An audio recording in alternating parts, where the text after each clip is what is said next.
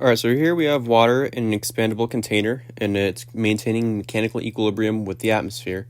And we're told that we have a kilogram of the water. So a few things right out of the first sentence. We know we have it as in an expandable container, which means that volume can change, so work can be done. And we have mechanical equilibrium with the atmosphere, so that pretty much just means that the pressure, at least at state 1, is equal to 1 bar. Now we're asked quite a few things, so we have to find the heat transfer to increase the temperature from 25 degrees, so it seems like T1 is going to be 25 degrees, is 25 degrees, and we're going to bring it to T2 is 100 degrees. And we're told just a smidge under, so it sounds like we're going to be getting right to the saturation or the saturated liquid, I'm assuming. It sounds like we're at room temperature and atmospheric, so it's probably going to be a compressed liquid right now or somewhere to the left of the saturated liquid line. But we'll get into that later. So we have to find the heat transfer required to completely evaporate from a liquid state at 100 degrees to a saturated vapor at 100 degrees. So basically, how much heat transfer is required to get from 100 degree saturated liquid to 100 degree saturated vapor.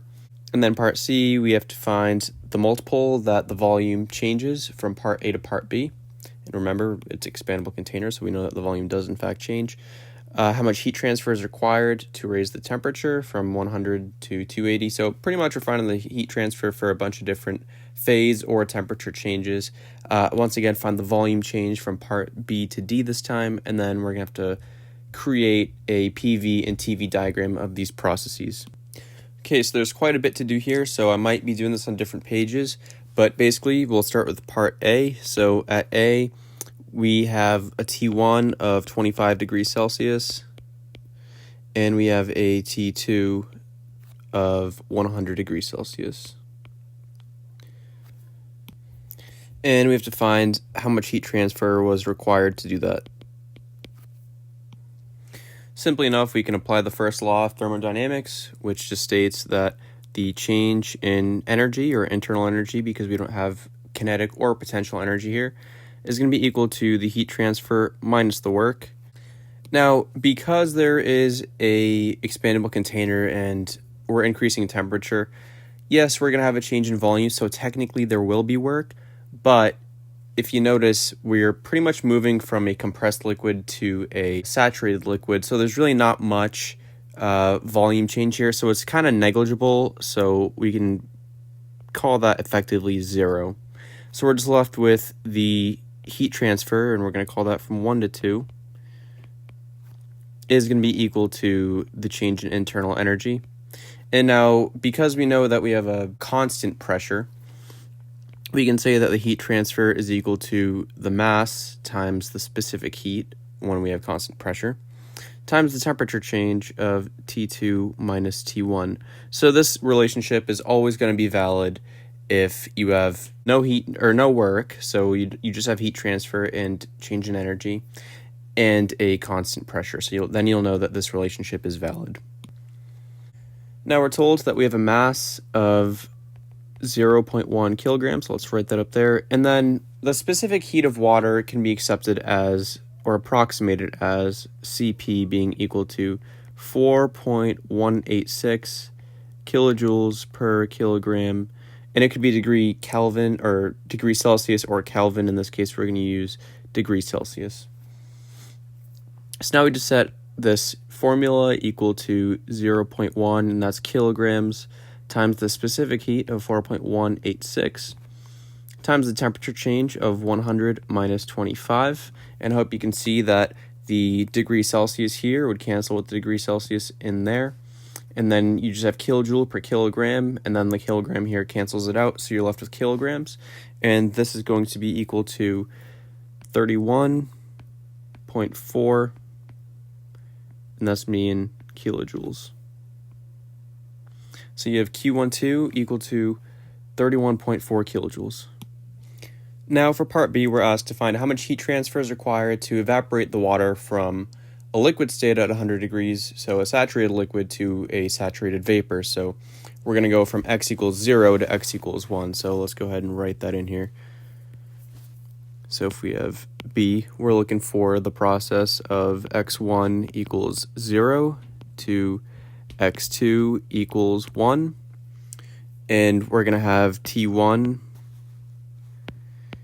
equal to 100 degrees Celsius, and that's going to be equal to T2, which is also 100 degrees Celsius. Now you might think that because there's no temperature change, so if you were to use this formula up here, if there's no temperature change, clearly T2 equals T1 cancels this entire thing into 0, so you have no heat transfer, and you would be right, but because it's an expandable container and work can be done, and because we're changing phase state, there is work that's actually being done, so the heat transfer isn't actually equal to 0. So once again, we go right back to our first law. So we have the change in internal energy, so we're going to call this 1 to 2 is equal to Q minus W, heat transfer minus work. And we can break this down once again into the mass times the specific heat of water times the temperature change is equal to the heat transfer minus the work. Once again, because we have a constant pressure in part B, we know that we can use this expression to substitute for the change in internal energy. But because we have T2 equals T1, we have this whole thing being equal to 0. So we have 0 is equal to the heat transfer minus the work, or in other words, the heat transfer is equal to the work. Now, because we're changing phase state here from a saturated liquid to a saturated vapor, there's a significant change in volume, unlike in part A where the change in temperature was significant but in the same phase state. Now, remember that work is equal to the integral from volume 1 to volume 2 times the pressure dV. So we can rewrite this as equal to the integral from V1 to V2 times the pressure, and that's all dV. Now, we need to find the volume at 1 and the volume at 2, and we're given the phase state, so we have as x equals 0 and x equals 1, and we're given both of the temperatures, so we can definitely find the properties. So to find the volume, all we need to do is first find the specific volume, and remember the relationship that volume is just equal to specific volume times the mass. And we have the mass, once again, 0.1 kilograms. So all we need to really find is the volume at 1 and the volume at 2. Specific volume at 1 and specific volume at 2. So we can turn to table A2. And table A2 shows us that at 100 degrees Celsius, we have a specific volume of 1.0435 to the negative third for the saturated liquid and 1.673 for the saturated vapor. Now we can go back here and fill that in. So we have 0.0010435, and that's in meters cubed per kilogram. And then V2, specific volume 2 at the saturated vapor region, is 1.673 meters cubed per kilogram. Now we just simply multiply both of these numbers by the mass to get the volume, or we can just throw that in front of the integral right over here, mass over here, and then we can replace these volumes here with the specific volume. Now we'll go ahead and just plug all this stuff in, and we'll have 0.1 kilograms times the integral from specific volume 1 is 0.0010435 and 1.673 up top. And that's all times P, which is 101.3, and that's going to be in kilopascals, which is about 1 bar, and that's going to be all dV with respect to dV. And if you do the math out in a calculator, you'll have that the heat transfer, which is going to be equal to the work, is equal to 16.0 0.94 kilojoules. Now for part C, we're asked to find how much or how many times does the volume at B increase from the volume at A. So it's going to be multiplied by times some number, and we have to find what that number is. Now, you can calculate the volumes if you want using the formula right over here, or you can realize that the mass times the specific volume at B is equal to the mass times the specific volume at A, and this is going to be times some multiple, and the masses just cancel out, so we can just use the specific volumes here. Now we can go back and just substitute, so we can just use the original 1.673 here is equal to 0.0010435, and these numbers are just coming right from here, from the specific volumes that we already derived. And this number, of course, is multiplied by a multiple that we don't know. So all you have to do to find this is divide both sides by the specific volume A, and you'll get that the multiple is times 1,603 times, 0.3 to be exact. All right, now we're going to change pages here for part D because we're running out of room. But basically, we have to find the heat transfer required to raise the temperature from 100 degrees to 280 degrees, and we're told that at 100 degrees we have a vapor, so it's going to be, let's see, part D. So we have x1 is equal to 1, and then we're raising it to 280 degrees, so we're going to know that x2 is actually going to be undefined, but it's going to be superheated in the superheated region. And we will prove that in a minute. The other thing that we have is the temperature at 1 is 100 degrees Celsius, and the temperature at 2 is 280 degrees Celsius. And the pressure was not changed from P2, P1, just 1 bar. And before we get into this, we just have to find the heat transfer from 1 to 2. All right, so once again, first law of thermodynamics, change in internal energy is equal to heat transfer minus work. And we have the internal energy being equal to the mass times the specific heat of water times the change in temperature being equal to the heat transfer minus the mass times the integral from specific volume 1 to specific volume 2. Now, if you choose to use the regular volumes, then of course you don't need to have the mass m there, but I don't feel like calculating that, so I'm just going to leave the mass outside of the integral. And this is going to, inside the integral, you'll just have the pressure, P, with respect to the volume dV. Now, we're looking for the heat transfer here, so we can just rearrange the simple expression and just say that the heat transfer is equal to the mass times the integral from V1 to V2, P dV, plus the mass times the specific heat of T2 minus T1. Now, if you look carefully at our expression here, we do have the mass given to us as 0.1 kilograms. We have the pressure as, again, 1 bar, or 101.3 kilopascals, just about atmospheric pressure. We have the CP, the specific heat, 4.186 kilojoules per kilogram degree Celsius, and we have T2 minus T1 given right over here. So all that we're looking for is the specific volume at 1 and the specific volume at 2.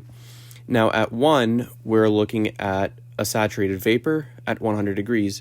So remember, if you go to saturated vapor of 100 degrees right over into table A2, you have 1.673. So we're going to start filling in our formula right over here. So we have the heat transfer is equal to the mass of 0.1, and we'll have the integral of 1.673 on the bottom. And then on the top, notice that we're above the saturation temperature at 280 degrees. We're above the saturation temperature of basically being a saturated liquid or a saturated vapor. So we're in the superheated region.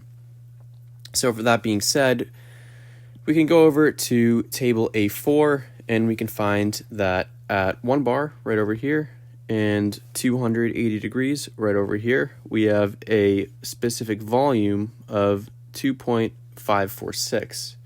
So we go back here and we have V2 is equal to 2.546, and that's of course meters cubed per kilogram being specific volume times the pressure, and we're going to put 101.3 kPa, and that's going to be dV, plus the mass of 0.1 times the specific heat of 4.186 kilojoules per kilogram Celsius, and the temperature change of 280 minus 100. So the Celsius here kills off the Celsius here, so now you have kilojoules per kilogram, and with the kilograms here, you're just left kilojoules right over here. So now once you plug this into your calculator, you'll have that the heat transfer is equal to 84.19 kilojoules. Now part E is again pretty simple. It's just asking us to find the multiple that the volume at D increases by from the volume at B at the end of both of those processes. So we'll have the volume at D is equal to the volume at the end of B times some multiple, or we could just say the mass times the specific volume at D is equal to the mass times the specific volume at B times some number. Cancel out the masses, and we have the specific volume at D is equal to the specific volume at B times some number. So let's go back to part B, and we see that part B's specific volume was 1.673. So we go back here, we have 1.673, and that's going to be times some number is equal to the end of D, and we had the end of D as 2.546, so 2.546. Now all you gotta do is isolate for X, and X is equal to 1.52. So the volume increased by 1.52 from the end of B to the end of D. So now for part F, we're asked to draw and label processes A, B, and D on both PV and TV diagrams. So let's go ahead and create both of these diagrams. So we'll have the TV diagram on the left and the PV diagram on the right. So this is going to be temperature in degrees Celsius versus volume, and we'll just do specific volume here. This would be in meters cubed per kilogram, and here we're going to have pressure. Whoops, close that up. It's me pressure, which is in we'll do bar,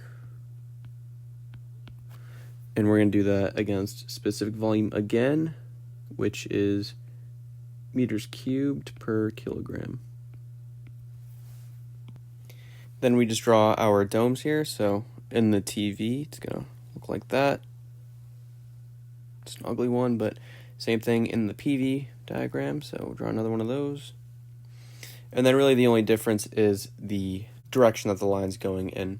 So on the TV diagram, we can draw a line in this direction. So like so, and over here is the vapor region, over here is the liquid region, and underneath the dome is the two-phase mixture. So this line carries the property that pressure is constant, and it's going to be equal to 1 bar, as it never changed throughout the entire problem. So at point 1, we have 25 degrees Celsius, or at point A, it's 25 degrees Celsius. So let's go ahead and fill that in right over here.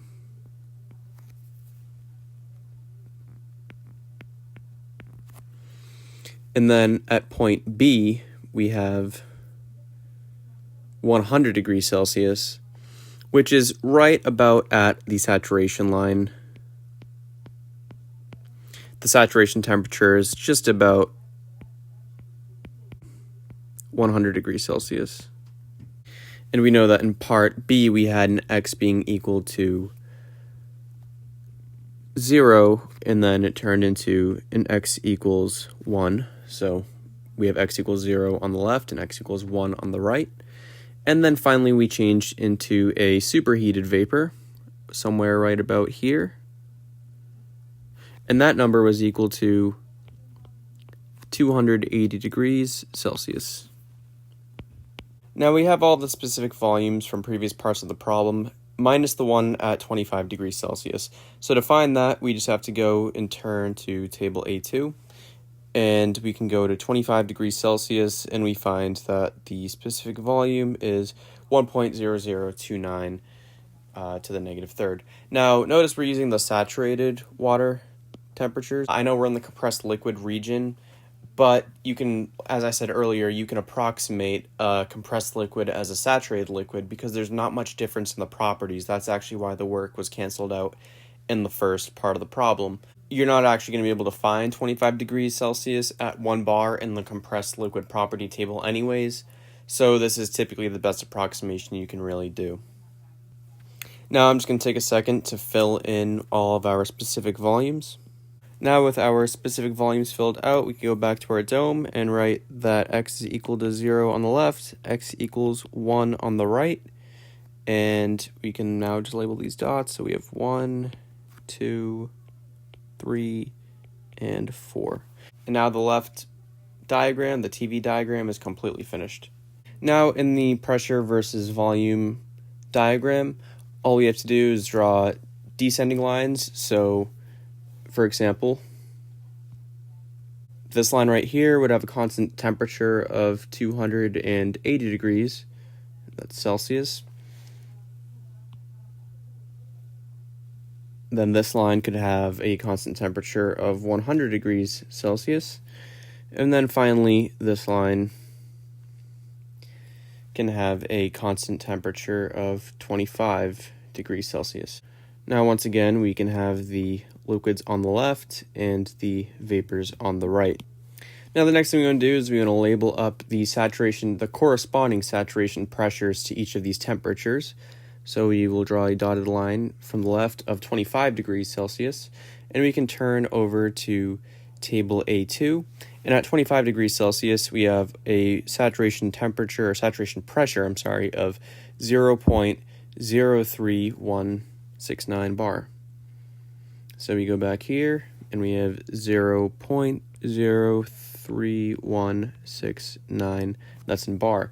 And similarly, we can derive the saturation pressure for 100 degrees and 280 degrees using the same method from the properties table. So from your properties table, you should find that at 100 degrees Celsius, you had 1 bar as a saturation pressure, and at 280 degrees Celsius, you had 64.12 bar as the saturation pressure.